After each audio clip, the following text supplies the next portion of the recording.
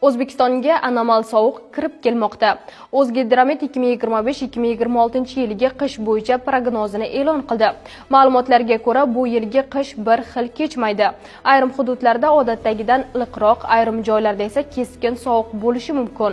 Eng kuchli sovuqlar yanvar oxiri, fevral boshiga to'g'ri kelishi taxmin qilinmoqda. Yog'ingarchilik esa me'yoridan oshmaydi. Dekabr oyi me'yordan 1-1,5 darajali iliq bo'lishi kutiladi.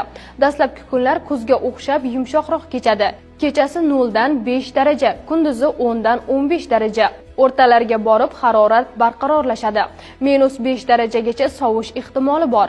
Yog'ingarchilik me'yorda bo'ladi. Yanvar oyi umumiy hisobda me'yorga yaqin bo'ladi, ammo juda o'zgaruvchan. Kechasi +8 darajadan -8 gacha, kunduzi +15 darajadan -2 gacha tebranib turadi. Eng sovuq davr yanvarning 3-10 kunligi.